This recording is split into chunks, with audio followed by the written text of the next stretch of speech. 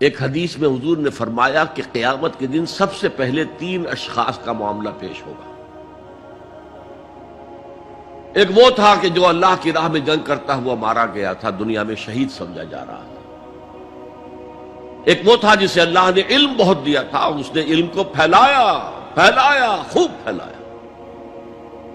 اور ایک وہ جس کے پاس جس کو اللہ نے بہت دولت دی تھی، اور اس نے دولت جو ہے نیکی کے کاموں میں، بھلائی کے کاموں میں، غرباء، یتامى، مساکین کے لیے خرچ کیا۔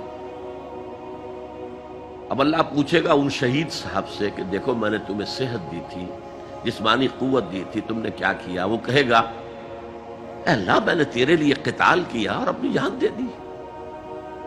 اللہ فرمائے گا کذبت، تو نے جھوٹ بولا، انک قد قاتلت لأن یقال جریء، تو نے تو یہ جنگ میں حصہ لیا تھا اس لیے کہ تیری شجاعت کا ڈنکا بج جائے، تیری جرأت کی شہرت ہو جائے۔ وقد قیلا، وہ کہا جا چکا، اب یہاں تمہارے لیے کچھ نہیں ہے۔ اور فرشتوں کو حکم ہوگا اور اوندھے منہ گھسیٹتے ہوئے اس کو جہنم میں ڈال دیں گے۔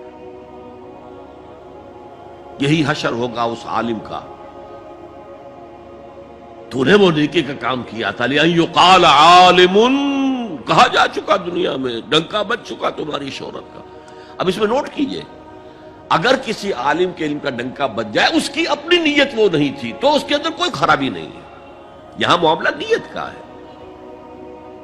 اگر نیت یہ ہو کہ میرے علم کی شہرت ہو جائے، میرے ہاتھ چومے جائیں، مجھے نذرانے پیش کیے جائیں، تو پھر وہی حشر اس کا ہوگا کہ اوندھے منہ گھسیٹ کر جہنم میں ڈال دیا جائے۔ یہی حشر اس سخی کا ہوگا جس نے سخاوت کی تھی، جس کی سخاوت کے ڈنکے بج گئے تھے، اس کا بھی یہی حشر ہوگا۔ تو انما الاعمال بالنیات، 3 اشخاص آئے، انہوں نے حضور کی ازواج مطہرات سے معلوم کیا آپ رات کو کتنا وقت نماز میں لگاتے ہیں، آپ مہینے میں کتنے نفلی روزے رکھتے ہیں۔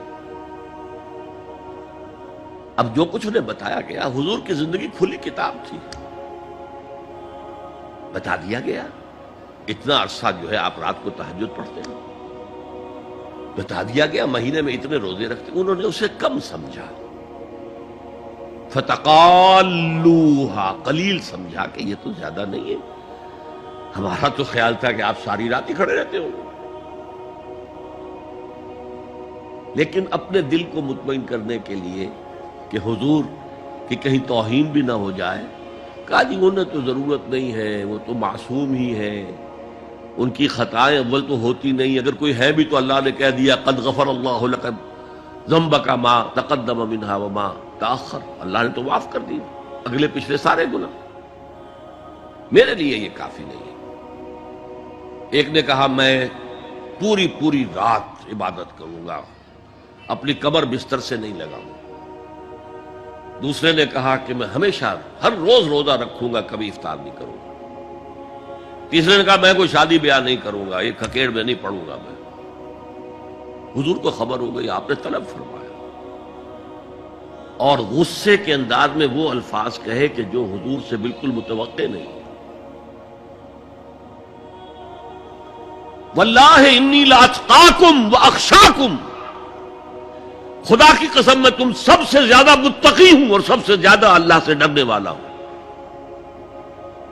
لیکن میرا طریق یہ ہے کہ میں رات کو سوتا بھی ہوں اور نماز بھی پڑھتا ہوں، میں روزہ رکھتا بھی ہوں، ناغہ بھی کرتا ہوں، میں نے شادیاں کی ہیں، متعدد ازواج میرے گھروں میں ہے۔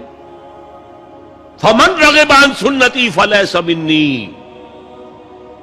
جو بھی میری سنت سے ہٹا وہ مجھ میں سے نہیں ہے، میرا امتی نہیں ہے۔